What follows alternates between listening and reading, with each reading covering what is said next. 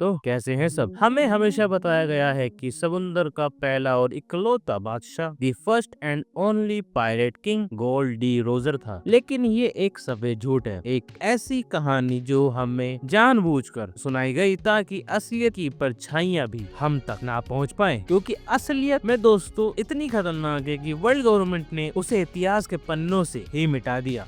एक नाम जो यंग जनरेशन जानती भी नहीं है, या कह लो ओल्ड जनरेशन इस नाम के बारे में बात भी करना नहीं चाहती है। एंड मैं बात कर रहा हूँ हमारे the first pirate king Rock D Xebec की। जी हाँ, आपने सही सुना, दी फर्स्ट पायरेट किंग हमारा गोल्ड डी रोजर नहीं था, वो हमारा रॉक डी ज़बैक था। और जितना हम उसके बारे में जान रहे हैं उतना ही साफ होता जा रहा है कि रॉक्स रोजर से कहीं ज्यादा ताकतवर करेक्टर था अपने टाइम पर, एंड ऑल्सो एक सच्चा पायरेट किंग था। रोजर को पायरेट किंग का टाइटल टेक्निकली मिला, लेकिन उसने कभी समुंदर पर राज नहीं किया।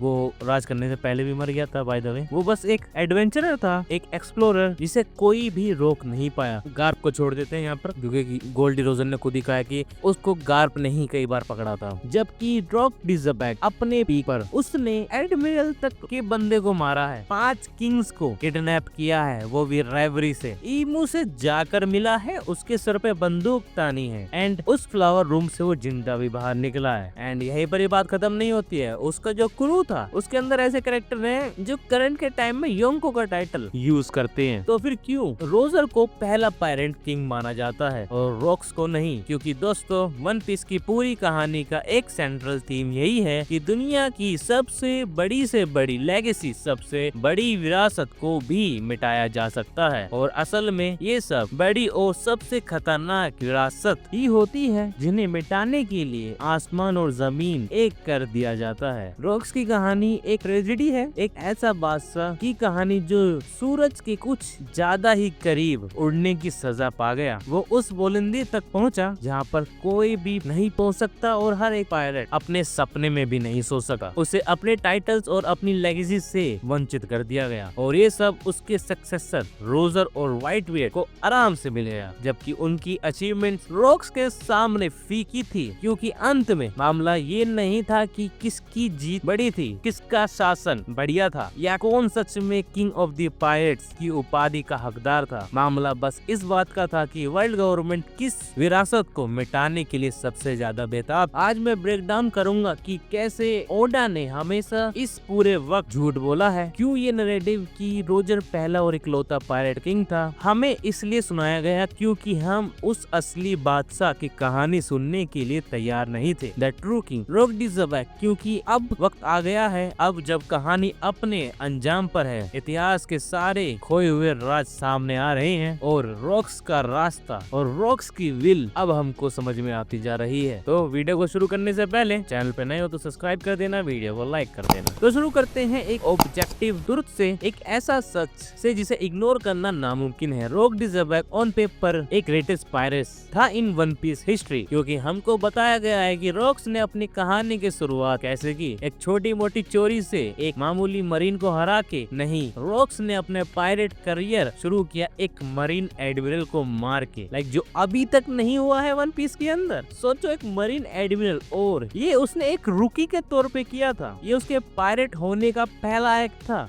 ये बार को कहीं और सेट करता है, और इससे ज्यादा एक्सक्लूसिव डेब्यूट किसी और कैरेक्टर का वन पीस वर्ल्ड में नहीं है। ये अकेले ही उसे एक अलग लीग में डाल देता है। आज तक हमने कितने पायरेट्स को एक एडमिरल को मारते देखा है, और वो भी एक रुकी। तो ओडा यहाँ पर इस पावर लेवल के स्टेटमेंट से हमको ये बताना चाह रहे हैं कि ये बंदा कोई मामूली बंदा नहीं था। Well, I think he will be the first character जो ईमू से मिला है। एंड सबसे बड़ी बात, इसको ईमू के बारे में पता कैसे चला। आगे चैप्टर्स आएंगे तो इसके बारे में हमको बहुत सारी चीजें और पता चलेंगी, लेकिन अभी फिलहाल वीडियो कंटिन्यू करते हैं। जैसा कि हम जानते हैं, रॉक का सबसे बड़ा क्लेम टू फेम, उसकी सबसे बड़ी ताकत उसके क्रूमेट से द रॉक्स पायरेट। ये कहना गलत नहीं होगा कि ये आज तक की सबसे पावरफुल, सबसे स्टैक्ड, सबसे भयानक पायरेट क्रू था जो समुंदर ने कभी नहीं देखा था। इस क्रू को हराने के लिए एक आदमी, 10 आदमी नहीं, इसे हराने के लिए आने वाले pirate king Gold D Roger और उसकी पूरी crew, hero of the marines Monkey D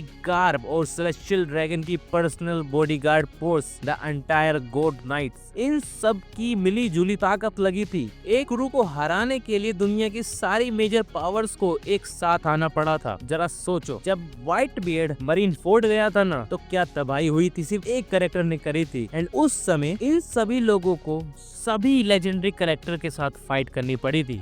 और ये भी सोचो, रोजर पायरेट्स उस वक्त अपकमर्स थे और रॉक्स के रीजन के बिल्कुल आखिरी पलों में आए थे। यानी इसका मतलब ये है कि रोजर पायरेट के राइज से पहले एक लंबा अरसा था, एक पूरा युग था जब रॉक डी ज़बैक बाय डिफॉल्ट दुनिया का सबसे ताकतवर पायरेट्स का कैप्टन था। एंड ऑल्सो इसमें कोई भी इफ या बट नहीं है, लाइक ये एक फैक्ट है। ये कॉन्सेप्ट ही अपने आप में इंसेन है। अगर आज के दौर में इसकी तुलना करें तो ये ऐसा होगा जैसे कोई एक अकेला पायरेट किसी तरह सैंक्स, ब्लैकबियर्ड, लूफी और बग्गी चारों यंकों को एक साथ लाकर अपने अंडर काम कराने पर मजबूर कर दे। ऐसे क्रू का कैप्टन, क्या आप उसे पायरेट किंग नहीं कहेंगे? ऑफ कोर्स आप कहोगे। ये बंदा हर डेफिनेशन में, लाइक हर रोल में मेरे को एक पायरेट किंग लगता है। मांगा में ये साफ साफ बता दिया गया है कि रॉक्स हर ताकतवर पायरेट को या कह लो पीपल्स को अपने क्रू में ढूंढ कर शामिल कर रहा था। उन्हें strongest crew in the world कहा गया है। उन्हें एक rampage force of evil that no one could stop कहा गया था। और सबसे इम्पोर्टेंट, ये कई बार बताया हुआ है कि जैसे ही रॉक्स पायरेट्स टूटे, उसके मेंबर्स ने समुंदर को आपस में बांट लिया। इसका क्या मतलब है? इसका साफ मतलब है कि पायरेट की दुनिया की सारी मौजूदा ताकत, सारी पावर एक समय पर एक ही क्रू में आकर मिल गई थी और उस क्रू को लीड कर रहा था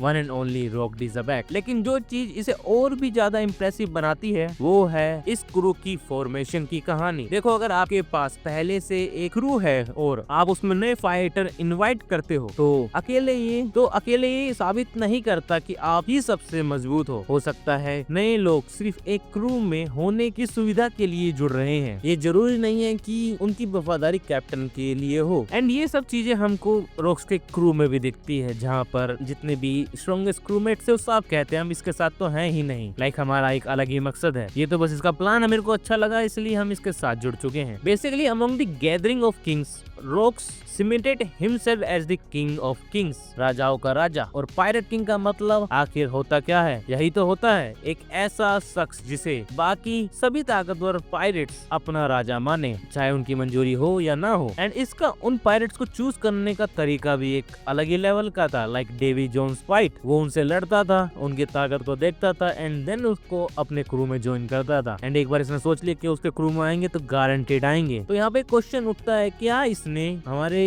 रोजर को भी इनवाइट किया था? बिल्कुल किया जरूर होगा, बट रोजर की विल काफी अलग थी तो उसने इसका क्रू बिल्कुल भी ज्वाइन नहीं किया होगा। जिसके कारण से मुझको ये लगता है कि रॉक्स के लंबे समय तक ताकत में कोई बराबरी का नहीं था। देखो, अभी गोल्ड वैली सही से हमको एक्सप्लेन नहीं हुई है कि गोल्ड वैली में हुआ क्या था। हमको नहीं पता कि रॉक डी ज़बैक वो हारा कैसे। Well, betrayal is the one of the key here. Like मेरे को तो ये लगता है कि उसकी हार के पीछे एक बिट्रेयल ही होगा। इसके अलावा मेरे को लगता कि वो किसी भी तरीके से हार सकता था। एंड ऑल्सो सेंगोकू ने भी ये चीज कंफर्म कर रखी है कि रोजर के टाइम से पहले, लाइक जब Roger king of the pirate बना था उससे पहले अगर समुंदर पे किसी का राज था तो वो था हमारा रॉक डी ज़बैक। वीडियो का पॉइंट यही है कि रॉक्स हमारा सबसे पहला पायरेट किंग था। अब इसके नाम को मिटाया क्यों गया? वेल, कहानी को आगे बढ़ाना था ओडा सेंसे को, इसलिए नहीं क्योंकि ये बंदा ईमू से मिल चुका था। लाइक ये ईमू के बारे में जानता था एंड वर्ल्ड गवर्नमेंट को ये चीज कहीं से भी पसंद नहीं आएगी कि ईमू के बारे में कोई भी जाने। लाइक ईमू को भी ये चीज पसंद नहीं आएगी। एंड फ्लावर रूम में हमारा रॉक डी ज़बैक कहता भी है कि मैं यहाँ पर दोबारा जरूर आऊंगा। वेल, दोबारा क्यों? क्योंकि उसने उस वक्त ईमू की पावर्स को समझ लिया था। लाइक उनकी बातों से तो ऐसा ही लगा कि इस बंदे ने ईमू की असली पावर समझ ली है एंड उसको पता है कि उसकी लिमिट उस वक्त कहाँ पर है। एंड द रीजन कि वो वहाँ पर क्यों जाएगा, क्योंकि उसको वर्ल्ड पे राज करना था। एंड एक ही बंदा है जो